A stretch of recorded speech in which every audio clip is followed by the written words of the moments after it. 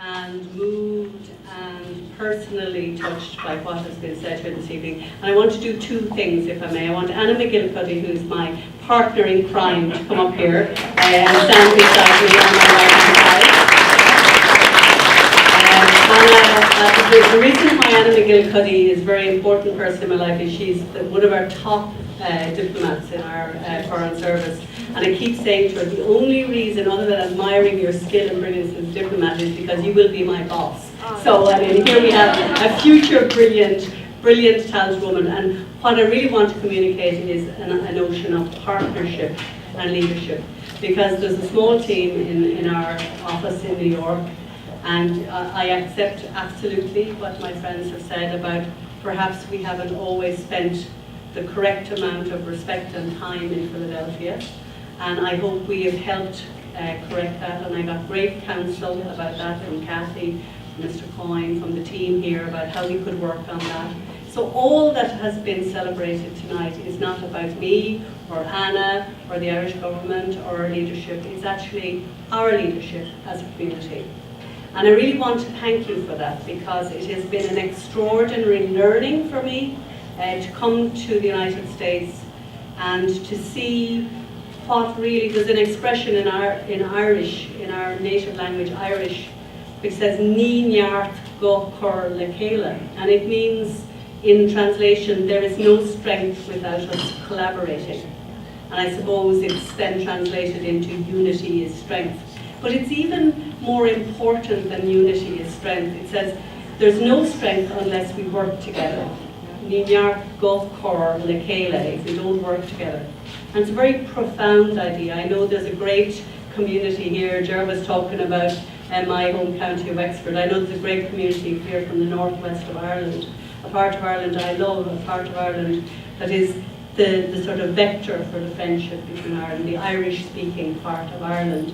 And I think that there's something really important I want to say tonight, which is to say thank you. And in Irish we don't say thank you, we say Gorev Mila Mahavif, which means may you, Gorev, it's the subjunctive, so I'm learning Spanish. So Alicia, my friend, Gorev Mila Mahavif, which means may you have 1,000,000 goodnesses, 1,000 goodnesses. And I know that in Spanish, as I learn it with the great support of Alicia here, my friend, the Consul General of Mexico, basically going to be my spiritual and cultural advisor. Alicia was chargé d'affaires for the United States of Mexico in Dublin. So she's the perfect vector. She understands and loves Ireland, and she understands and loves Mexico. So I have the perfect Philadelphia friend in Alicia. And thank you for being here tonight, Alicia. I know you're so busy, and I know our community of Irish and Mexican people in this country are under pressure at the moment. For you to take the time to be here means a huge amount about the future friendship that I want to continue to build between our two wonderful, brilliant countries. So first of all, thank you. Second of all, to say that every single gift and word tonight marks me and is a memory for me. And is a memory of what? Is a memory of your leadership. Leadership is something that I have begun to understand much better from my time working in Northern Ireland, for people working for reconciliation, and leadership here in the United States. At every level of the society of this country, Irish people are excelling. In Adele, you were here in your brilliant university, in Villanova University. My goodness, what a living institution of values and commitment, an American institution with an Irish heart. So thank you for being here tonight. Your contribution to understanding for the next generation, and a great Russian expert who has now become a great lover of Ireland. So that's part about one of the greatest Russian historians we have. Speaking of historians, I also want to acknowledge my great friend Brendan O'Leary, who's a professor here in the University of Pennsylvania, who's writing a 4-volume history of Ireland. So to the Irish Society and to the Chamber, I would say, look out for that. We have one of the most important histories of Ireland about to be published. And Brendan is a true friend of the peace process in Ireland, and a great member of this community. I may, and I know he'll not talk to me afterwards, want to acknowledge the President of Ireland last December acknowledged as our most preeminent scientist. Garrett, will you please come up here? Dr. Garrett Fitzgerald. The first time Irish government has ever acknowledged leading contributor to science globally, and Dr. Garrett Fitzgerald here, yours truly, a great, great expert in translational medicine who has changed thinking in medicine and has saved thousands of lives. For you to be here this evening, Garrett Fitzgerald, is an honour for me. Thank you so much.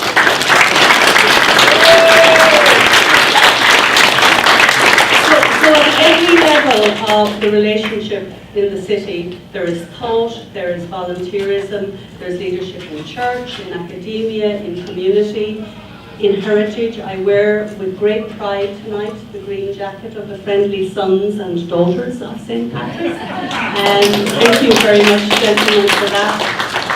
And really all I want to offer you is a thought about the future. The future is about this thing. It's about liberty and freedom.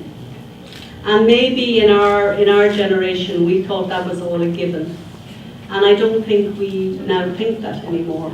And I'm not making a comment about contemporary issues in Europe or in the United States or anywhere or in the next role that I have to take. But I think what the Irish really do understand is something about freedom and values. And therefore, all the work that we do, not to protect because we're exceptional. The Irish are not exceptional. We're just another brilliant part of the wonderful human family that is part of the wonderful human family.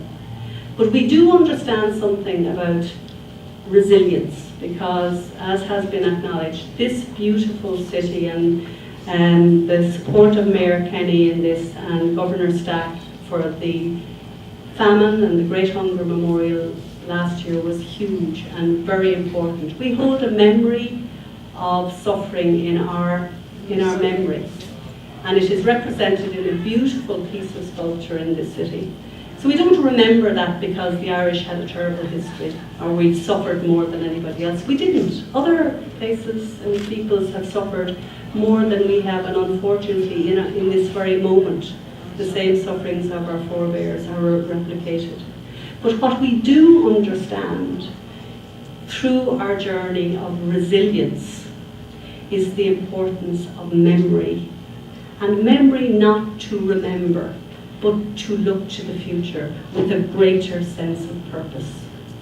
And the greater sense of purpose for our community in Philadelphia is we must overcome our historic tendency to think one organisation is better than the other or doing more. Come together, build a place for the future, just like Ger's doing with his brilliant field for the future of GA. Build a place for the future.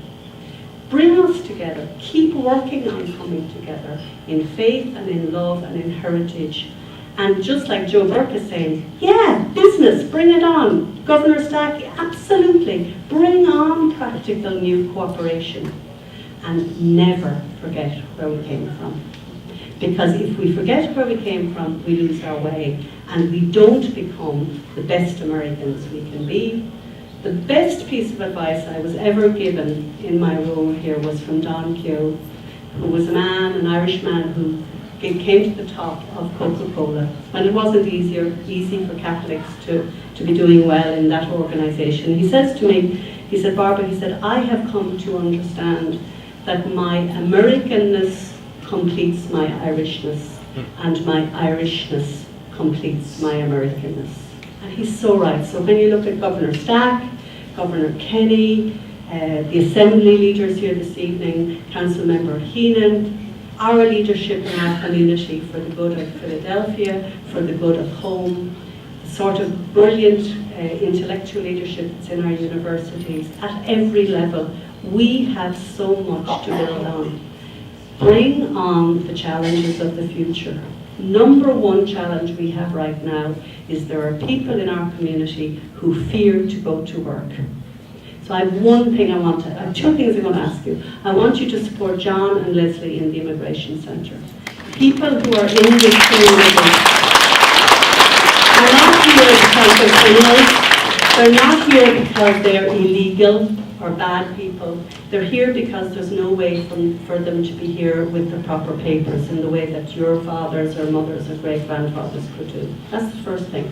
And the second thing is, I want you to please continue to support Anna and my successor, Kieran Madden, who's a Cork man, and you love him. And he's an expert on the Middle East, and you'll absolutely love him. It'll be difficult when Cork gets into the All-Island, but you'll get over that. Continue to support the great leadership of Sheila and Siobhan and the great leaders in our community, the GA. But remember, our number one challenge here is immigration reform. So the Immigration Centre will just increase the grant. Please do that. Finally, I want to acknowledge my two friends from New York, Turlock McConnell, one of the great advocates for heritage, and our most famous photographer from New York, Kim Houghton, who has just brought out a book on faces of 100 years of Irish leadership called, 100 Faces. The President launched it in about 2 months ago, President of Ireland. Yeah. It was if you're in Dublin, go and see it. It's in the National Library. Derek, no pressure. Derek, where's Derek gone?